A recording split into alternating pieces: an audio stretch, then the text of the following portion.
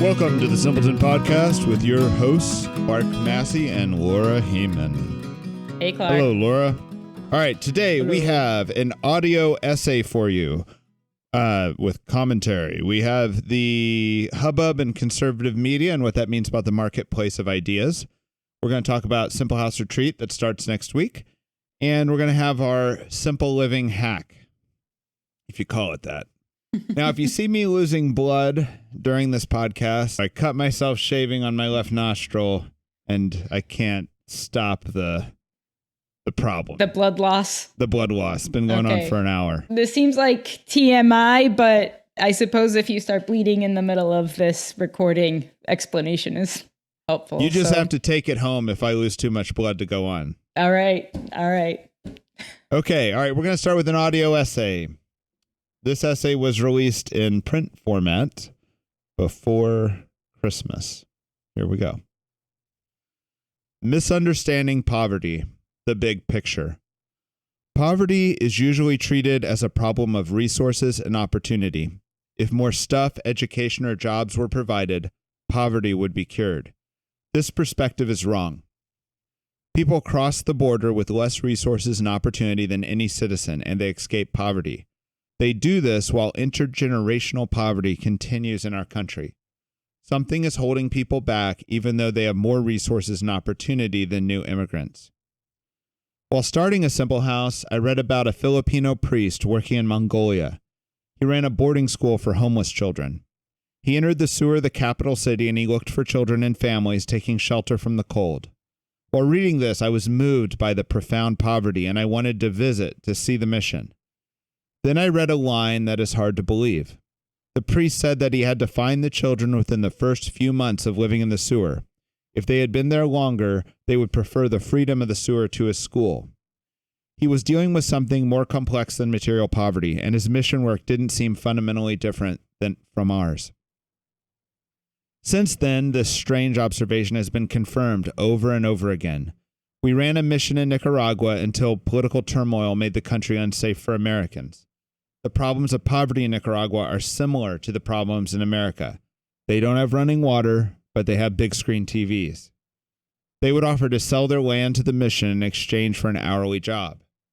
It's difficult to help people who are turning away their opportunities. The level of resources and opportunity in Nicaragua is different, but the essence of the problem is the same. True poverty is worse than everyone pretends. The cliches of giving fish versus teaching to fish and rescuing a drowning man versus preventing him from falling in do not address the true essence of poverty. Even if the stores were free and everyone was hired for their favorite job, there would still be poverty. That is the fearsome reality. I am not sure if any of these examples and arguments would have convinced me of this truth. Trying to help people over the last 20 years is what convinced me. Real poverty is linked to despair. It is a lack of hope, purpose, and meaning. When these things are gone, a person begins a slow suicide through self-defeating behavior. Christianity has never been about curing poverty through stuff. Christianity is for people in bad situations, and it gives them the opportunity to live a rich, meaningful life, even with imperfect circumstances. This does not excuse our duty to give alms and work for justice. Rather, it puts it in perspective. Everyone needs to live fully now. Waiting for a future utopia is not good enough. Working towards a solution. The solution for a despairing person is not empathy and commiseration. Empathy and commiseration have a small role, but they must transition quickly to something else. They don't need a companion trying to fathom despair. The person needs to be redirected. People need help with baby steps towards hope, purpose, and meaning. This always requires labor. Work was one of the gifts given to us after the fall. Without it, it's impossible to pray and have meaning in our life. Trying to save someone from unpleasant work is a common pitfall of charitable workers and missionaries. We cannot merely give to the poor. We must enable them to help themselves. We can increase the reward of their work, and we can work alongside them. But we cannot do it for them. The God of Abraham, Isaac, and Joseph. The Christian religion makes claims unlike every other religion. It claims God is personable and he has a particular love for you. God is always with you, and he can coexist within you as the Holy Spirit. God gives freedom while paradoxically creating rules, work, and responsibilities. These claims have deep implications. One of them is that no person who is with God is poor, and everyone senses this. When you meet a poor person who has hope, joy, and purpose, you don't feel bad for them. You don't envy them either. You feel fortunate to be in their presence. They are a friend of the King, and all of their needs will be and are filled. The God solution is the nuclear solution to poverty. How do we implement the God solution? We can't. All we can do is embrace God's role in our own lives and make him more available to others. Essentially, we just have to make more room for our friend, God, in all of our relationships. That's great, Clark. I love it. That's it. All right. Part of the reason why we're discussing this is I nervously sent this essay out, and weirdly, no one has disagreed with it. I think it's full of controversial ideas. So either people are on board or I don't know. Or they're afraid of confronting the controversy. Yeah. But no, Yeah. people, not only are people, is it not getting zero response, it's actually getting a very good response. Like people are stopping and mentioning it. We've had donors increase donations saying that was the reason. Wow. That's great. It's just kind of a strange thing because it's not nothing in that essay is popular. Yeah. Yeah. What's your reaction to it? Yeah, well, I have a lot. I would say the main thing it makes me think of is, when Jesus tells the apostles that the poor will always be with us. And, he says the poor will always be with you. And this idea was stressed a lot when we were volunteering with Exodus. It's like a simple idea, but it's a whole, worldview, in that one sentence. And I had never had that idea stressed so much before until then. And there's a lot that just that idea implies. Like, we can't cure poverty because, like Jesus tells us, it will always, be with us. It's always going to be a fact of life. God gives us free will. There's a primacy of the person. Someone wants to lavish Jesus with this gift, and the apostles are like, this money could be used for the poor. And it's like this person here in front of me is the primary thing right now. And we'll always need to rely on God, and that Jesus wants to accept our gifts, and we should accept each other's gifts. And this is kind of like an anti-materialist worldview. So yeah. I met a retired DC social worker out here in Kansas City one time. He was in RCIA. He was an older black man. And after I was kind of talking about Simple House to this RCIA class, he goes, back in the 70s when I was a social worker, we'd say the government declared war on poverty and poverty won. Right. Right. And what's interesting is in the charitable kind of space, you meet people who act like poverty is very fixable. It's just a matter of either taking from the rich, or it's a matter of getting the right recipe of programs together. I've even had someone who was kind of religious. It was a young person, just looked me in the eye and said, I'm Catholic. I believe in all this, but I don't believe one thing Jesus said. And I'm like, oh yeah. And she's like, I don't believe the poor will always be with us. Yeah. And that was interesting. It was kind of like a mission statement flag for her that she was going to solve poverty. Wow. Yeah. And that's going to be a rough life if anybody takes that as their mission statement. Yeah. But just what that implies is it's a lot more than, can you help the poor? Can you not help the poor? It's like, does God allow you to make a good and bad choices in your life? Right. Yeah. And we're getting to a point where you could almost imagine the Star Trek world in front of us. Poverty's always been relative. Our poor today are rich Like, Right. this is what something Warren Buffett said recently. He said, when I was a child, like Rockefeller was still alive. He didn't quite put it that way, but he says, since I've been alive, the poor today have better entertainment options, better health care, more variety of food than the richest person alive when I was born. He's 90 something. Yeah. You know?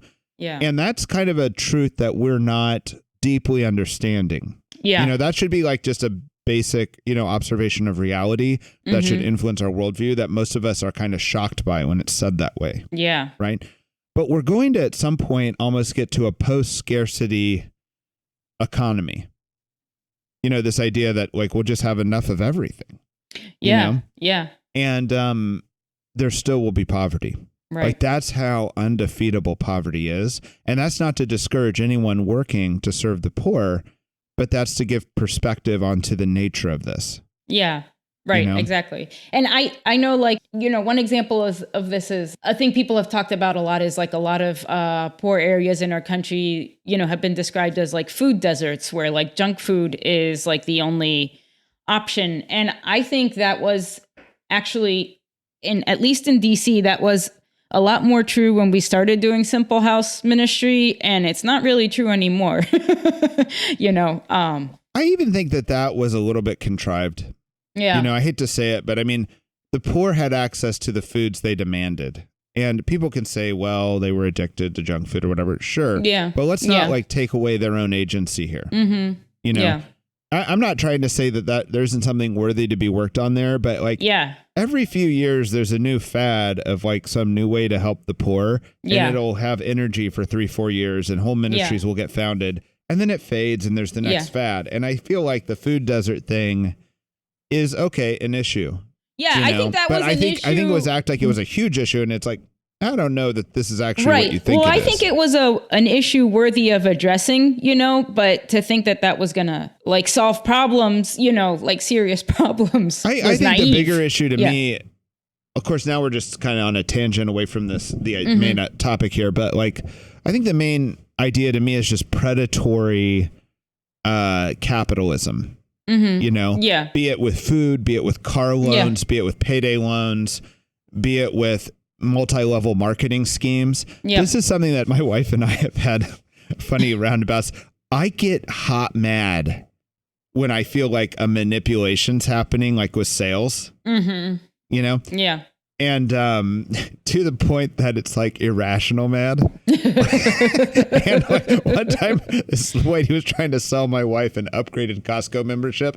And I was kind of losing it in Costco, trying to say, no, we don't want this. It's like, I can speak for myself, Yeah. It's like, what's happening to this woman at home that her husband is this crazy about, Costco membership upgrades, But like those like trigger me when I see people like, we're even having a meeting today with a guy who keeps getting into these like payment plans for different things.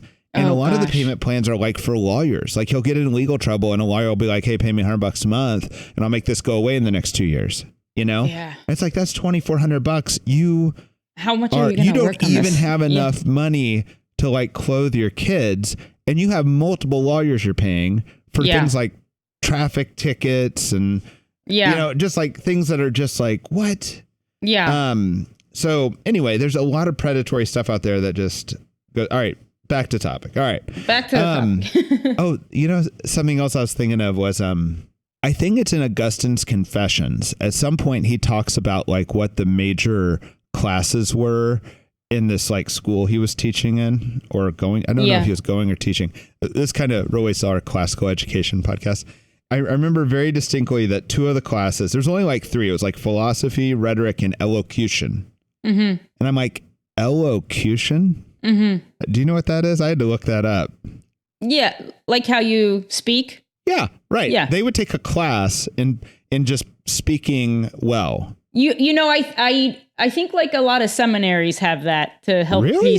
Yeah. Okay. Well, when I had to read that essay, I was like, this is a great trial of elocution. I wonder if I need to do this again. Well, what was interesting is like Mount St. Mary's, the seminary at Mount St. Mary's had this woman that taught that class for many years, and all the guys that would graduate from there like would they would speak normal when you were in conversation with them, but then their homilies, they switched it, and I remember being in Kansas City and hearing a homily, and I was like, he went to Mount St. Mary's, and sure enough, he did. Yes, it was Father Borkenhagen at in Parsons. Yeah. Mm-hmm. Wow. Anyway, also besides the point, but interesting. Yeah. That is interesting because I've noticed that, like, I was in speech and debate in high school and stuff, and they tell you the gold standard is a conversational tone. Like, that is the whole goal, is to make your public speaking match your private speaking. Yeah, that was not the goal in the homily. Well, what's funny is even when you tell people that's the goal, it's like they can't do it. Yeah. They get into these like vocal patterns where you could do like do, re, mi, fa, sol, la, ti, do. Like, and the patterns don't even match the points they're making. Mm-hmm. Oh, yeah. Yeah. All right, back away from elocution. All right. Can I do another rant? Because I think you're going to say something important. I got two less important things to cover. Okay, all right, let's hear it. Okay. There's a line in the essay about teaching to fish versus giving fish. And I think we all know what that refers to, right? Yeah. But the other line is about saving the drowning man. Yes. Right?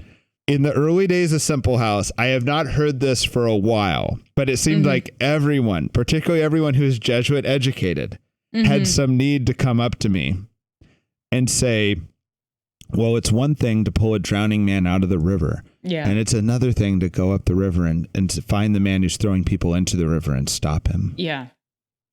Yeah. This is not nearly as wise as it sounds. It's kind of an argument about just and systemic poverty, but I've just never found, it was interesting how people felt like that was like such a great story. And it's like, let's just go to the root of the problem. We don't need a story. All the people that we've ever met in ministry, they're drowning in the river because of like a very weird combination of personal sin, familial sin, some bad choices, some resources, but a person throwing them or someone in their family, in the river has maybe been a tiny, tiny part of the problem. It doesn't. Yeah. Even if you want to create a little sliding scale of what percentage of the problem you want to assign to different factors, it's never true that it's always someone's fault. It's 100% someone's fault, and it's almost never true that it's not someone's fault either. Yeah. Right. The two simple narratives are the person's a victim or the person is at fault are both wrong, and they're just both so clearly wrong that they don't need said. Yeah. Yeah. Which has something to do with nuance, I guess. That's your transition, Laura. Yeah. Okay. Oh, by the way, Ben likes to cut out our transitions. Ben is the third member of this podcast who rarely talks. Ben, do you want to say something? All the time. Ben is the editor. Yeah. Ben makes us look smarter than we are because he cuts out all the ums and ohs and pauses. He also likes to cut out transitions. So you as a listener are getting just rapid fire information from us. And that's why sometimes we're talking about JP2 and in the next sentence we're talking about V8 engines. And you don't know how we got from one to the other. Ben doesn't care. You don't know how. Yeah. Ben's just getting you these ideas as fast as you can. Ben thinks you should see how they're obviously related. No. I have to do the work to make it seamlessly flow from exploitations of the poor into homilies, into river analogies, when you guys are literally saying you're going on tangents. So I am not the one at fault here. Love you guys. Love this podcast. Well, so speaking about JP2 and speaking about nuance, you said in our last podcast, that you don't like John Paul II's writing. And part of the reason is you think he kind of kills the idea with nuance, and I was thinking about that because I was offended by that. Not really, but John Paul II was a philosopher. He was trained as a philosopher, and it's the job of the philosopher to really get at what a thing is and is not. And that's an important, we need that. Right. And I think in our Catholic circle, people are really into nuance. And I think a lot of people have seen that as a kind of necessary tool for evangelization, helping people.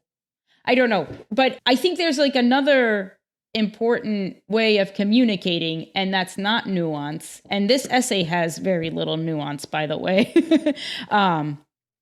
Right. And that's on purpose. Like the idea is to be punchy and to get the idea across. Yeah. And that's like, it's exactly what we talked about in the last podcast about breaking frame and nerding out.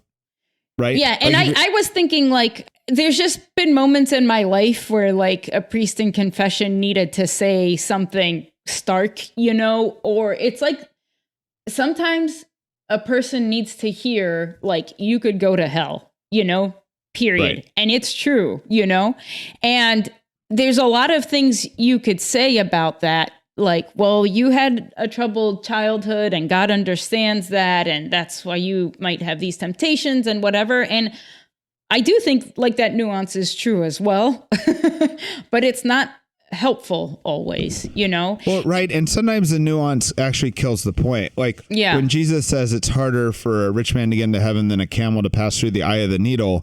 And then what priests do is for 7 minutes, try to unpack that in a nuanced way that actually takes the power out. Yeah. Right. Yeah. Or, and it's not that there isn't nuance to be had there. Yeah. But like, there's many times when Jesus does this. There was another one on the tip of my tongue that I already forgot.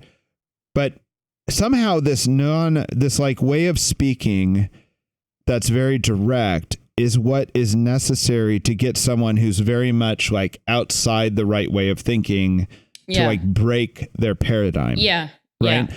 And when you take like a JP2 style, that's okay when you have people in the same paradigm who are sitting down trying to get to all the details and kind of nerd out on it and kind of like really figure it out. Then you want all that nuance. Right. Like you've really agreed on a lot of things and like had a powerful conversion, to be like nerding out about those details. Right. And I think this is very important for all of us to understand. A changing point in my life was when... Hey, Ben again. Quick heads up. Clark tells a quick story here that involves self-harm and death. So trigger warning, skip ahead a minute and 10 seconds if you want to skip over that.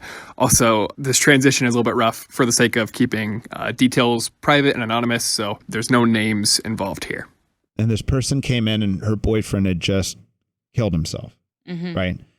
And she was talking about what she could have done. She was talking about how this boyfriend was sad and isn't it so sad that he did this, and the girlfriend was talking about what she could have done more, what like she to could have done prevent more to help her boyfriend and also the sadness he struggled with, etc. Right. Yeah. Okay. And the psychiatrist comes in the room and is like, look, I have half an hour with you and I need to get a few things very clearly across.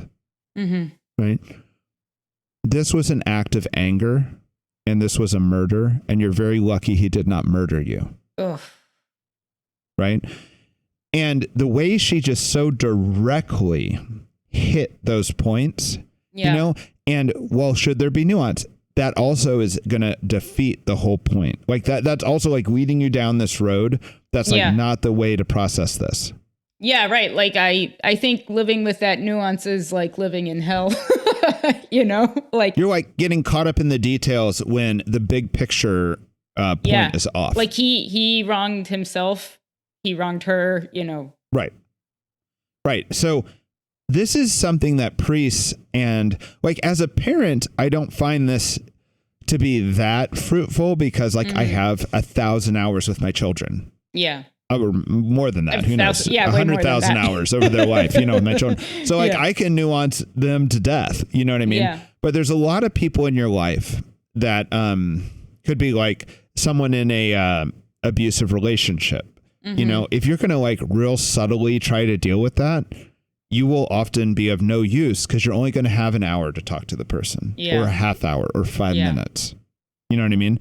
Or if you see like I've seen abuse happen, right? And in that moment, I think a very like kind of almost, I'm saying violent, but I don't mean physical violent. I mean like violent in the sense of like intellectually, emotionally, verbally violent reaction is actually quite called for. Yeah. Right. A non-nuanced reaction of condemnation. Yeah. Yeah. And it's not always smarter and better to be the nuanced person to footnote everything. Yeah. Yeah. Another example of this is Peter Theil. A lot of people probably don't know who he is, but he's kind of a billionaire conservative guy who rarely gives talks. He gives talks about once a year or less. Yeah. But his talks are often like turn your world upside down. Like his ideas are often quite radical, different than the mainstream. Yeah. And somebody who works with him was saying that his ideas are usually that he expresses are very carefully said, and they're very shortly said, and they're said, and he knows they're only about 97% correct. Yeah. And the audience, when you hear the idea, is thinking of the 3% exceptions the whole time. But he's getting his point across. Yeah. And you laboring for 2 days trying to think of all the exceptions to his statement is driving his point home. Yeah. Right. Yeah. Yeah. He was one of the co-founders of PayPal. Right. With Elon. Which has been like a kind of major frame breaker. Right. Right. Yeah. Yeah. Anyway. Yeah. It's hard to see PayPal as a frame breaker now that it's such an obvious, like we have online payments all the time. You know? Yeah. Yep. Yeah. But it was disruptive. So yeah. I had said something about like this idea is like kind of anti-materialist. And I think there's like two things that people, when we bring new people out on ministry, they struggle. There's a lot of things that people struggle with, but there's two ideas, two things. One is they think people are going to be so grateful for this like crappy bag of groceries. Sometimes we bring really nice bags of groceries, but sometimes, we bring kind of a modest bag of groceries and they think people are going to be so grateful and they're like upset when they're not. And it's like, what did you think we were giving them with this bag of groceries, And another thing is they feel like very uncomfortable when a person, we go visit someone and they want to offer us food or some other thing. And people struggle with that. Like they don't want to take away. And it's like rejecting the food is actually like a far greater offense, Yeah. I don't know. Yeah, that's right. That's, the real poverty you're addressing is social and spiritual, et cetera, et cetera. And eating with someone is a great way to address it. Right. So like when you're turning down the offer, you are really not addressing poverty at all. No, you're actually, you're counter to your aims there. Yeah. Yeah. Yep. Yeah. 100%. Yeah. The other thing that's interesting that strikes people is that like Simple House has a voluntary poverty to it. It's supposed to be kind of a monastic poverty. Yep. Like you don't have enough money to go buy, $8 beers or whatever at the bar, and the house itself is simple with, used furniture, et cetera. But then you go into the poverty of, say, a project neighborhood and there's almost too much stuff. And there's maybe like you go into a house and there's like something that's very expensive, like the big screen TV, but then there's like a lot of clothes on the floor that are dirty, and maybe there's mice or whatever. Right. And clearly when, monks or anyone wants to live voluntary poverty, they're not trying to live the poverty of the project neighborhood. Yeah. Right. Yeah. But the poverty of the project neighborhood is the real poverty. It's the poverty that will always be with us. Yeah. Yeah.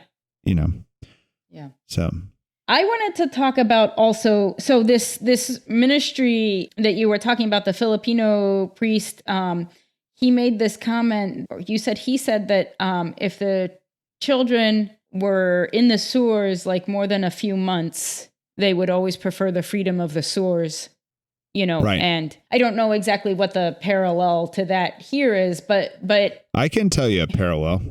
Okay. Well, DC is divided into like 4 quadrants: Northwest, Southeast, Southwest, Northeast, right? There it is. Yep. And we've had family, and Southeast has historically been the poorest quadrant, and Northwest has Georgetown, DuPont Circle has been the richest quadrant, right?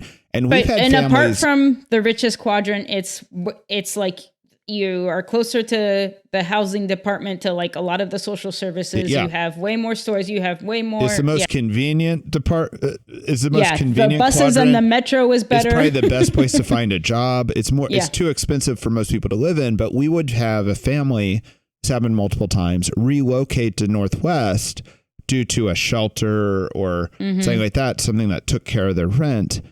And or literally Section 8 every or whatever. day their kids would get on the metro and go back to Southeast.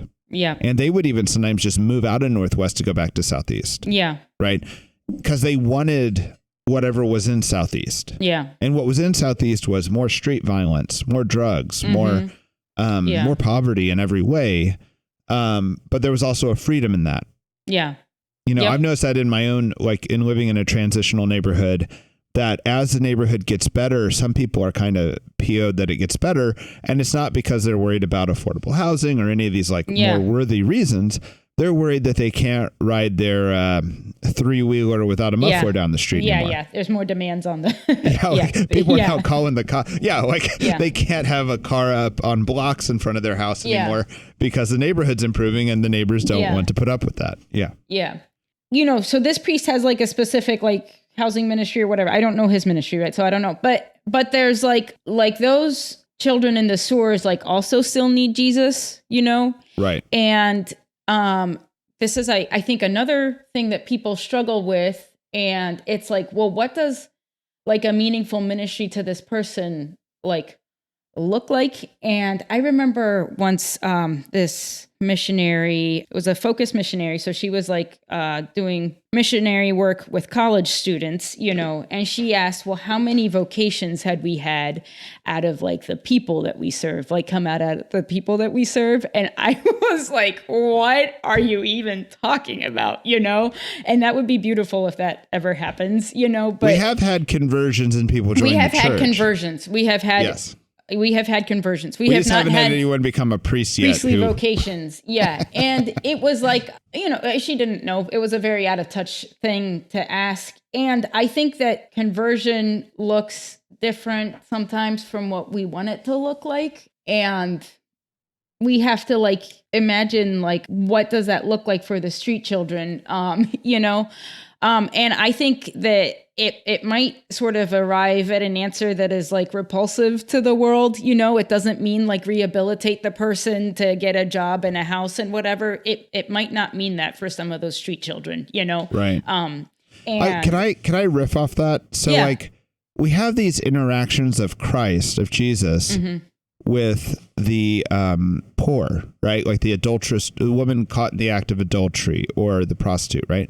And we don't really know the future of these people. You know, like we know that Jesus did what he did, and we believe what he did was both perfect and perfectly loving and the perfect piece of ministry for that person right there because he's God, right? But we actually don't know that they all went on to live great, reformed, chaste lives afterwards, you know? Yeah. And that's just us telling ourselves the story because that's the narrative we like. Yeah. You know, and you see this with ministry where, well, I actually just made a case that sometimes in life you're going to have one touch ministry. You're going to have half an hour with someone. You got to come in strong and hot, you know, and not nuanced. Right. And that's fine. And that's real. And we all need to like figure that out. But with the poor, it's much more likely that you need to have an ongoing ministry with this person. Relationship wise, right? And when people set up one touch ministries with the poor, like they're just going to go out and have a hot dog with a homeless guy, and they're going to talk about how maybe that changed his whole life. And they'll literally tell the story that way with no evidence it actually had any long-term effect. Yeah. Right. But it's like that idea, it's so impossible for us to see the goodness in the act and the eternal, like every act of love is an eternal act. Yes. Yeah. Right. You don't need to have this narrative afterwards. Right. It'd be nice. I'd like it kind of that you talk to some addict and then they like fell over and weren't addicted anymore. Yeah. You beautiful. know, Yep. But really, you need to have a great loving interaction with that addict. Yeah. Or your own family member. Yep. You know, even if they don't fall over and lose all their problems, you know? Yeah. And when we've had even missionaries who like came to Simple House and you have to like beat this out of them. Yeah. And like an idea we have to talk about. We don't actually beat our missionaries. Sorry. Oh, not in KC. You know, like an idea we have to talk about is like Jesus came for the poor, you know, and he identifies with the poor and it's never qualified as like the deserving poor. Right. You know? Yeah. And like Jesus is identifying with the addict somehow, you know. Yep. It's kind of our job to accept that.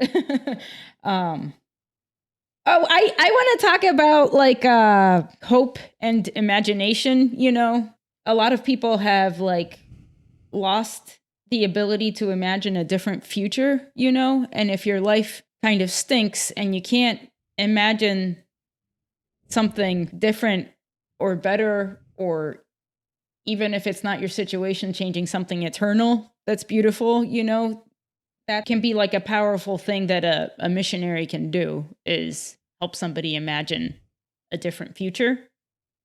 Right. But it has to be like, I don't want to make us sound like we need to be like car salesmen or something, but there's like a lot of sexiness in the street life, you know? And right. And that's mainly what we're fighting is the street life. Like you have to understand the allure of poverty and the allure of running the streets to try to break frame with that, you know? Yeah. I'm becoming such a broken record. And there's something about like the good life that isn't like the flashy kind of sexy, you know? It's like the fruitful kind of sexy, but it's not the... Well, I would like to kind of like take what you're saying and change it a little bit, because I think you're talking about future and the good life, and that what you're aspiring to is the good life, right? Yeah. And you're right. And like even now, like we had like a snow day yesterday, and I was kind of like hanging out with my kids, and I thought this is like better than a European vacation. Yeah. You know, I keep bringing that up. Yeah. But it's just awesome in some way, right? And like, let's acknowledge the awesomeness. Yeah. Right. Yeah. And the other thing though is there's also this idea of like good, honest fun. I think the most fun things we all do in our lives are often very silly things. They're like a Nerf gun war with your roommate down the hallway, or they're like the very best moments are sometimes like fried chicken with family. Yeah. Right. Yeah. And these are not like sexy things. Right. Right. And they're almost accidental things. Sometimes they happen with zero planning. Always recreate them. Yeah. Right. So when you meet someone, rich or poor, who like has this problem of like, well, it can't be fun unless it's popular or Instagram worthy or whatever. Yeah. And you're like, no, actually, fried chicken gizzards are epic. Yeah. And awesome and great. You know what I mean? Or look at this tuna mashup I just did. You know what I mean? This is as good as any meal you're ever going to get. Or like a little game you're playing that's like not even a game you bought. You're just like throwing washers in a bucket or something like this, right? Or like you're playing, you know, basketball with crumpled up paper, and all of a sudden you're having more fun than something like when you like lay down the money to go to Disney World. Yeah. Right. Like I think this is happening all the time in our lives. Totally. And getting people to kind of like have that type of honest fun is so great. You know, it's like missionary work. Yeah. You know? Totally. And like getting a parent to do that with their kids and to really enjoy their kids. Yes. Like I'm big on like, it's one thing to love someone. It's another thing to enjoy them. And it's almost more important to enjoy them. Yes. Because it just assumes the love. Yeah. That my high school teacher, Mrs. J, that's like her whole like kind of parenting advice. Yeah. Like find your children pleasing. Yeah. I've heard her say that before. Okay. Yeah. Yes. But I think like I agree with what you're saying, and it's like you want people to have that experience. But there's something like naive that people are like, think like, oh, someone will see like how nice and peaceful and beautiful my Catholic home is, and they will be moved by the beauty of this, you know, right. And want to be Catholic too. You know, there's something like naive about that. And to create like the circumstances where people can kind of like let their guard down and play that silly game, like there's maybe some artfulness or something in there, but yeah. Right. Yeah. Yeah, somehow, like, when you really get a great Catholic witness, it's kind of a messy witness. Yes, yeah. You know, it's like, there's a lot of life here. Yeah, it doesn't look like they're on top of everything, but it's beautiful. Yeah. You know? Yeah. It's not because they've nailed it. Mm-hmm. You know, that actually makes you feel defeated because you know you can't nail it. Right. No, it's the worst. Yeah. It's like Catholicism's only for type A personalities who nail it, you know? Right. Yeah. All right, well, let's move on. Let's move on. Great. Okay, all right. So something happened this week that borderlines on gossip, but we're not going to treat it that way because it kind of revealed something that was interesting. There was a kind of notable conservative talking head who has kind of a video podcast For those who are curious, who probably already know this, it's Steven Crowder. He's leaving his old media agency and looking for a new gig, right? And there's kind of some competition out there for it, and he's kind of making fun of some of the offers. But what's interesting about it is it appears that his services, the value of his, infotainment, conservative talk, anti-woke stuff, is worth between 12 and 20 million a year. Yeah. That's if wild. you put that into a net present value calculator, you will realize that he alone has a greater net worth or value to his services than the Washington Post. And that is shocking. Yes. And he's not he's someone who most people haven't even heard of, right? Yeah. Like he's not the biggest name out there, right? No. Initially, the first thing I thought, it's like not only like he has options, like he shop and he can turn down, honestly, he should just go in business for himself. That's where he's going to make most money. Yeah. But I think that what's interesting is there's multiple conservative new media people. By new media, I mean podcasts, YouTube channel, etc. That are their whole gig is worth more than enormous institutional media establishment. Yeah. Right. So what does this tell us? It tells us that the information that people are willing to pay for, the information that moves products and ads, is not the woke information. To confirm this, I went and looked at the biggest podcasts, the most valuable podcast lists. I looked at a couple of those, and I looked at the most valuable YouTube channels. None of them are progressive.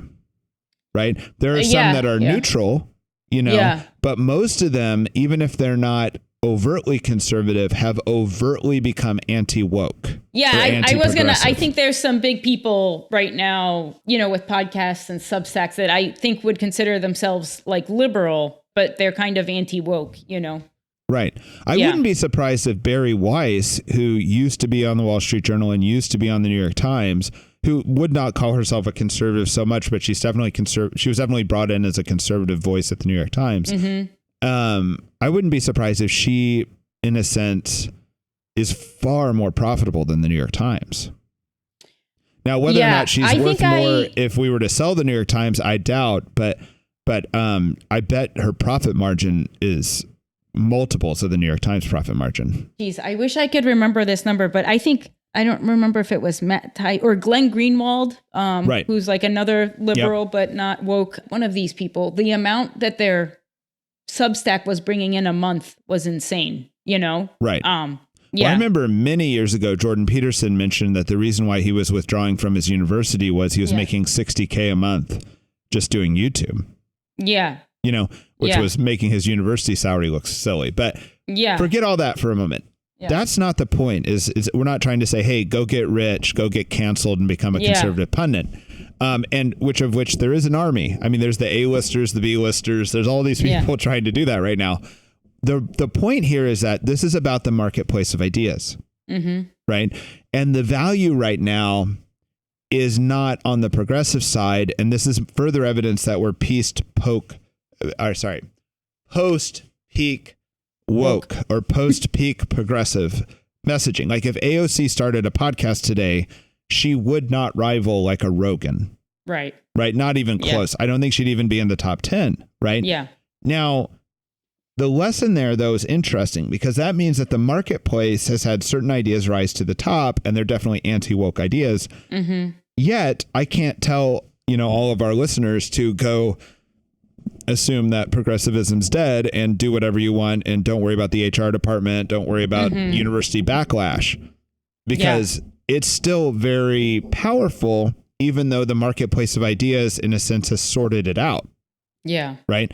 So that's interesting because that means that I feel like when we learned about the marketplace of ideas in like high school or whenever you learned about it, it was like, oh, and then this happens and you think the good ideas will rise to the top. Ta-da. Right. But it's like, OK, good ideas rise to the top. But does that mean they have like power? Right. Does that mean they have like probably everyone had given up on communism in the Soviet Union, or the majority had, decades before communism ended. So it still was powerful for decades. Yeah. Right. And somehow now the power of these progressive ideas is still very strong in academia. It's still in the HR departments. Yeah. There's forces beyond popularity. Right. And that's where I'm pointing this out, because that's where the work needs done. Yeah. Right. Like one of the claims right now is that mail-in balloting allows ballot harvesting, which makes it very difficult for conservatives to ever win elections. Sometimes when you're hearing conservatives make claims like the election's stolen, they don't actually mean fraud. It's like another conservative said, if they stole it fair and square. They're actually stealing it completely in accordance with the rules. But like, what are the mechanisms that are keeping the good ideas from becoming the majority opinion? And we as Catholics need to be interested in this, because of course we have the best ideas. And I do mean that. Like, our catechism is the cheat book for humanity. It has all the cheat codes in it. And somehow our ideas don't always rise to the top. Yeah. There was a time when they did, and now we're getting defeated, Yep. So we got to figure out how to discover the power structures that make bad ideas win, and then figure out how not to support them. Yeah. And figure out how to, like, if you believe that, say, these academic institutions are what is bolstering these ideas, then is it right for you to go get a degree at one? Yeah.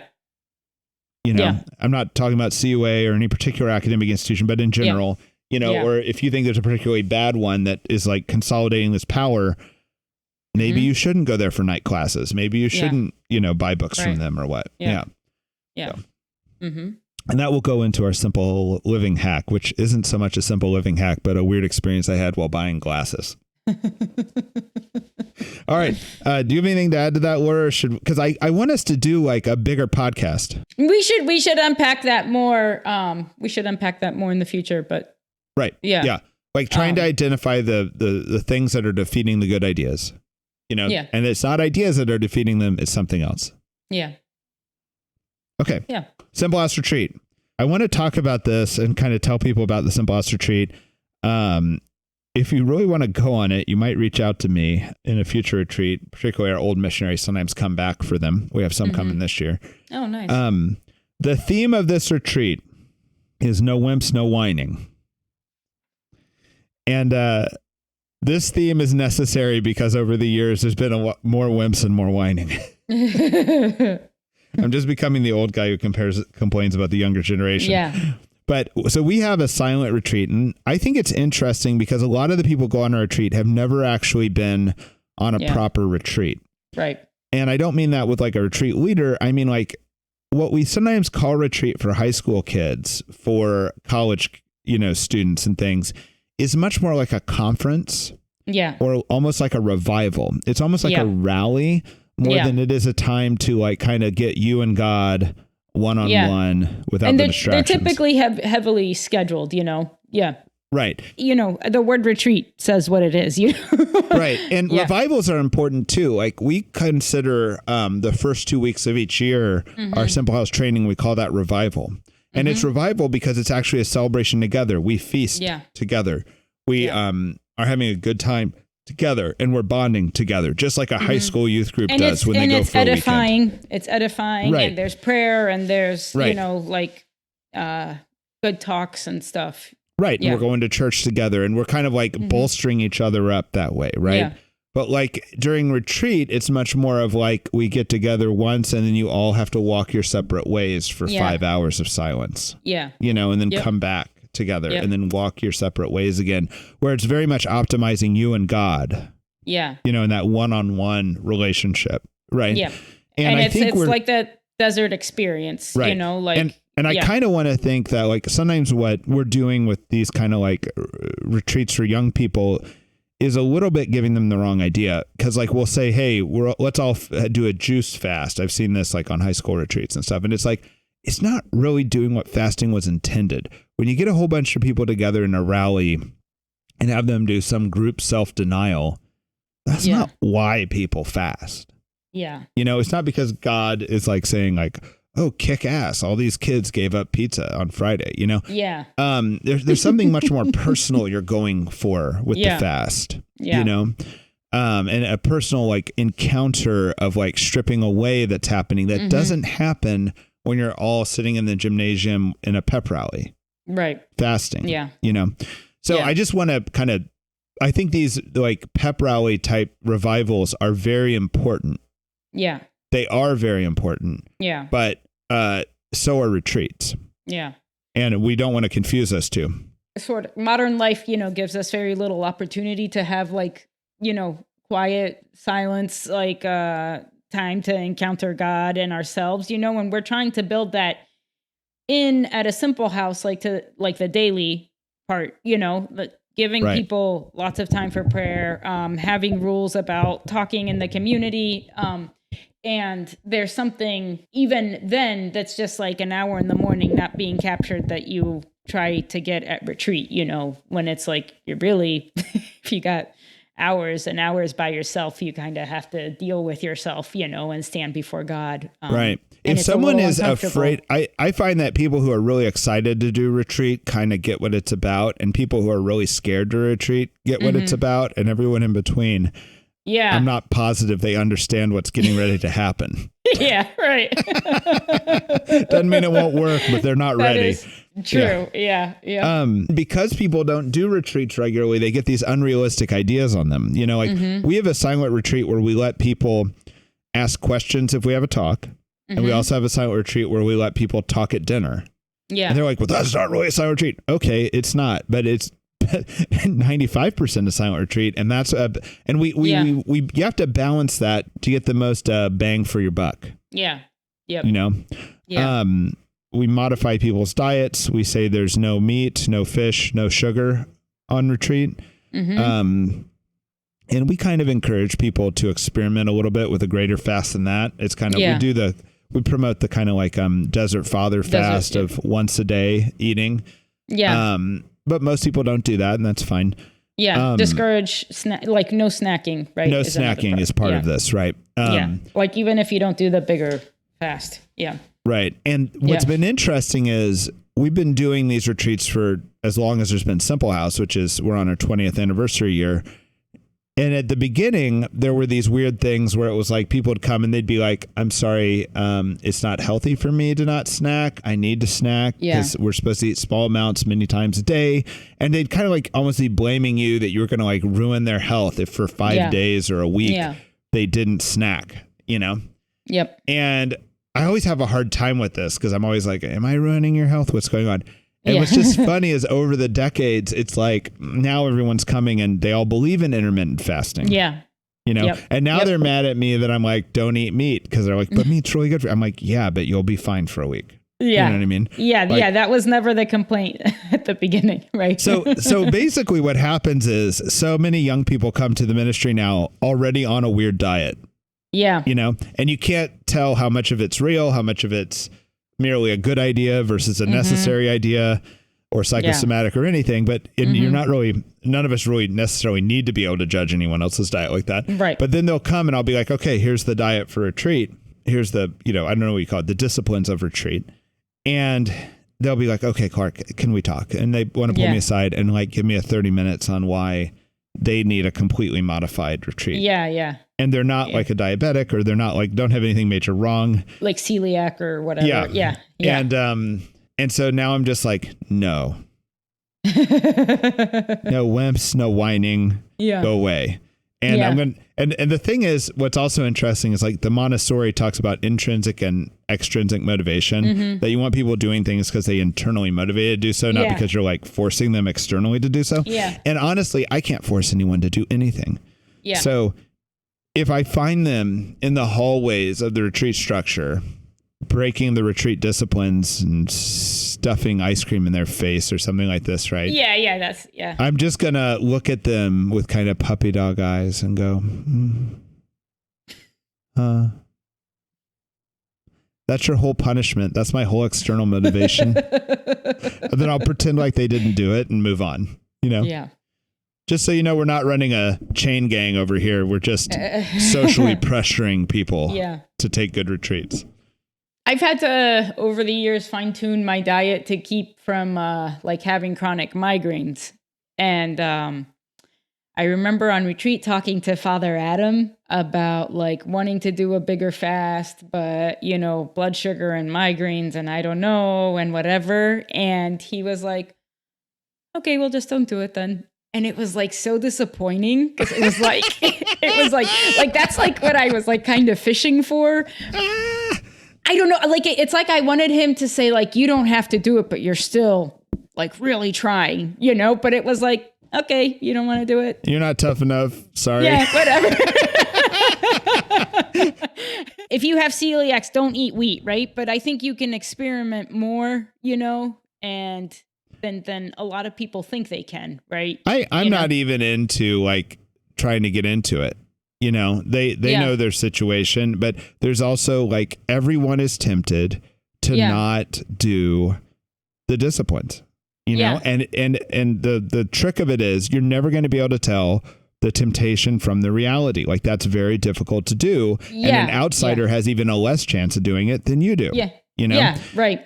And it's kind of like where this is part of the motivational thing with Father Adam, where you're saying like I had a friend who was a math major and his dad was a math professor. Right. Mm-hmm. And they were both Iranian. And he would go to his dad and he'd be like, hey, Dad, I don't understand this problem. And his dad would like explain it. Mm-hmm. And he'd be, and these were like pretty high level, like say mathematical proofs, like in analysis. And then he would say, you know, I still don't understand it. And his dad would explain it again. And he would ask a question and he'd be like, you know, it doesn't make sense to me still. And his dad would be like, well, not everyone can understand everything. And like walk away. And then that would piss him off and he'd have to go figure out the proof, you know? Yeah. But that's kind of where this is, you know? I mean, not everyone can do everything. And if you can't, that's on you and goodbye, you know? Yeah. Yeah. This is kind of funny because we had this thing that was probably not well thought out that we called Ash Uggum Now. And, we liked back in the olden days of Simple House, we liked to make a joke by declaring we were going to do something and call it annual, even when it was like the first time we ever did it. Yeah. So Ash Uggum Now was the annual Simple House ultimate grudge match. No wimps, no whining. So it was a game of ultimate that we would play when we got our communities together, and we would almost force people to play it. Yeah. And I got a hernia once while doing Ash Uggum Now.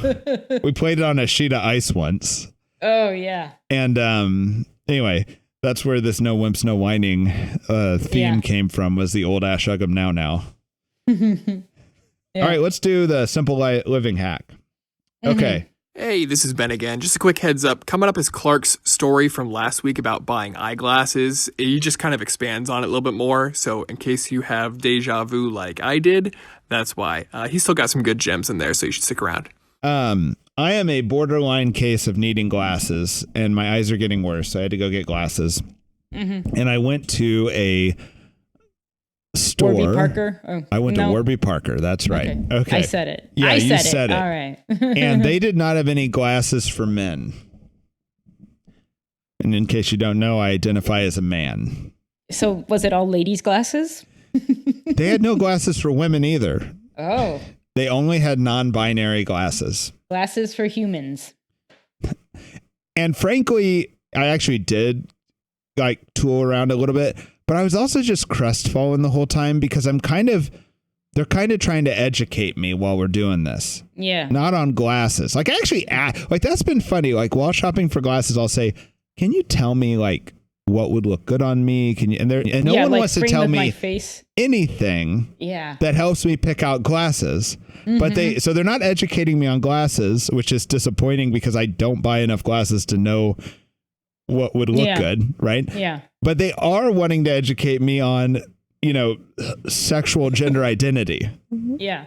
You know, and there's just a point where you're just like, I don't want to give my money to this. Yeah. I don't want to support these people who are trying to show me the better way like this. Yeah. Right.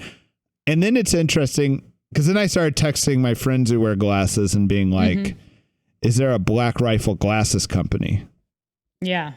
That's coffee? Is that coffee? So people who don't know what that reference is, there's this coffee company called Black Rifle Coffee, which is just like this signaling that they're doing that like, we support Second Amendment rights, so buy coffee from us. And, you know, why not give your money to people who want to take away something that you value? Yeah. You know, but I also don't feel the need that I need to like send my money to someone who's going way out of their way to signal they're on my side. Like, I don't care if my glasses are made by Mormons or by, even atheists. Right. But I don't want them to like think that their glasses are a way to manipulate me into their way of thought. Right. Yeah. So anyway, my glasses are now being made in Ohio by another company that does sell glasses for men. Good.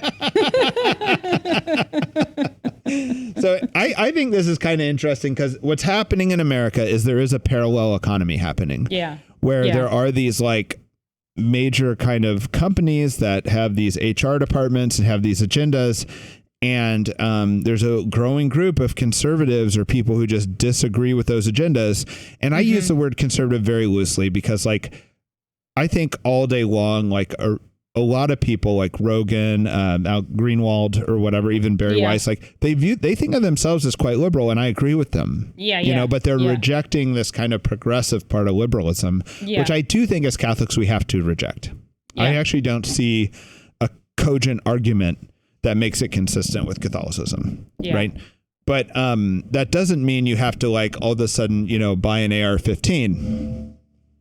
Although I don't really have a problem with that, but that is not the solution either. You don't have to have Black Rifle Eyeglass Company because you're rejecting Progressive Eyeglass Company. Yeah. Right. But yeah, I thought this is kind of interesting also with this idea of Catholic economy of wanting to know where your money goes, wanting it to go to your neighbor, not to some nameless, faceless Fortune 500 company, and maybe willing to spend an extra buck while that happens. Yeah. Yeah. Commentary, Laura? I have a lot of thoughts swirling in my mind, but I'll leave it at that. All right, we will leave it at that. That should be our sign off.